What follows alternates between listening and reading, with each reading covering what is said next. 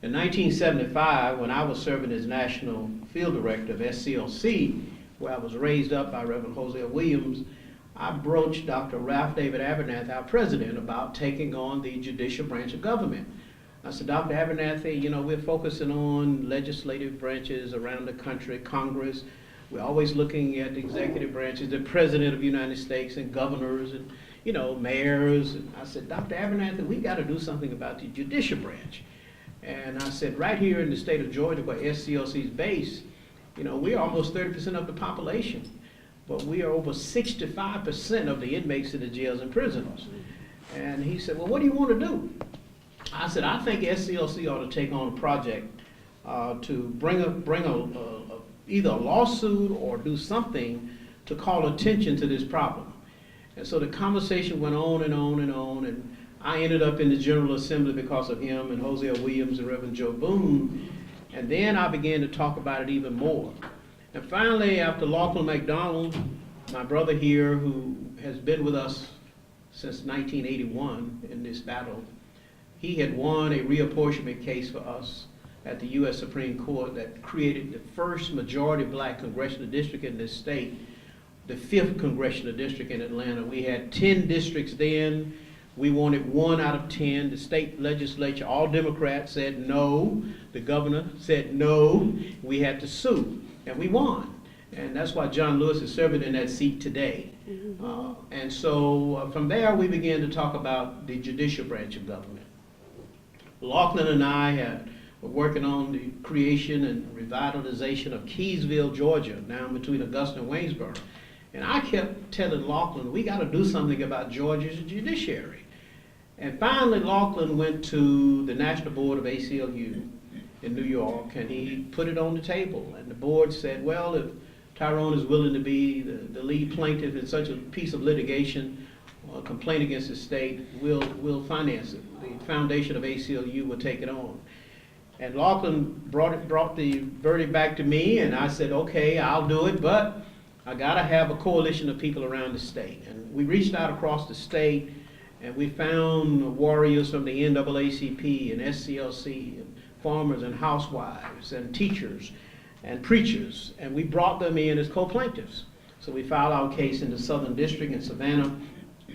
Judge A. Van Edenfield was the presiding judge over our case.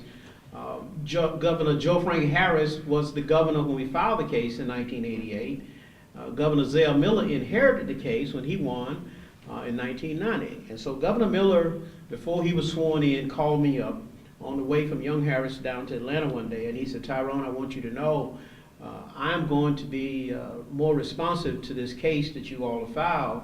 He said, I've inherited. He said, but I want you to know we need to settle it. He said, the case is based on merit. He said, there's no way we can go forward with the small number of African Americans serving in the judiciary across this state. He said, I haven't been sworn in yet, but you and I need to start talking now so that we can lay the foundation for negotiations. So I called Lachlan and told him that the governor called and we wanted to begin some discussions. And Zell Miller was the first governor to convince me, Gail and Sandra, to come into the mansion. I had never been in the mansion. I resisted going into the mansion for obvious reasons, but he convinced me to come in, and I did. And we sat in the kitchen of the mansion one day, and we began to talk about a framework in which we could have discussions going forward. We began to talk, and of course we had to rely on our lawyers, Lachlan being my lawyer and Mike Bowers being the state attorney. We began to talk, and we used the conference room of Senator Sam Nunn down at the Richard B. Russell Federal Building. We had to agree on a mediator, and we agreed that former federal judge who's now in heaven, Judge Anthony Alimo, would be our mediator. So we began the process of discussions that would lead us to a settlement because we knew we were not going to be successful in litigating it all the way through because of Judge Edenfield. He was just opposed to everything we were trying to do. And finally we got down to a framework which involved not only creating more opportunities for African Americans to become judges in circuits around the state that were 30% or above, but I put on the table, I said, listen, we've got to talk about the Judicial Nominating Commission, the Judicial Qualification Commission. We've got to have input throughout the whole judiciary. One thing Governor Miller, I give him credit, give him credit. He said to me, he said, as you negotiate this, you're going to get to a point where you're going to demand representation as it relates to appointments. And he said, you need to convince the African-American attorneys around the state, not just in Atlanta, Georgia, that they need to create an organization that will be on the same par as the State Bar Convention. And so after we signed the agreement, Zell and I had to appear at the State Bar Convention in Savannah, and the next day I had to come back to meet with black attorneys that were meeting there in Savannah. And I said, here's what we recommend you do. We recommend you form a statewide organization, elect your officers, and you call it whatever you want to call it. You all agreed, some of you were there. You said, we're going to form the Georgia Alliance of African American Attorneys. Tony Axon became the first president. And so you were able to get locked into this agreement in terms of being there as the state bar was in terms of appointments. So that's how that happened. But I was not willing to just say, just put a few more black faces on the benches across the state and not deal with the fundamental structure of how the judiciary works in Georgia.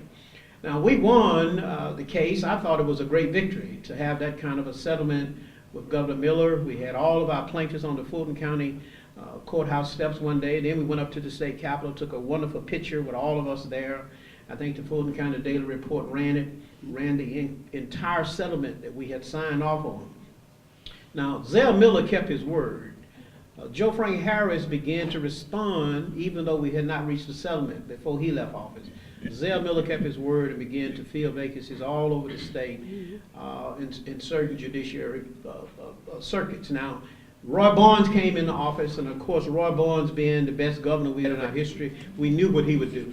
And Roy Barnes began to appoint at a rapid pace. And so we began to realize from the Supreme Court, Court of Appeals, Superior Court, state courts, even down to magistrate courts, a total different atmosphere and a whole different reflection of how the judicial branch would look. Now, after Roy Barnes left office, we began to go downhill. As Charles had indicated in his slide and presentation, Sonny Perdue and Nathan Deal have just been bad news for us. And you know, the way it works, of course, is when you have a vacancy in a circuit, when someone serves out their term, you run. Across the state, African Americans are at a tremendous disadvantage because black lawyers do not get the support of the local bar associations usually. Therefore, they can't raise the money to compete. A lot of times you'll have judges to cut a deal and say, well, my time is about up, so I'm going to go ahead and retire early. That gives the governor an appointment. And based on your campaign contributions or which party you're in, you may or may not make the short list. That's just the way it works in reality. So we have not done very well since Roy Barnes left office.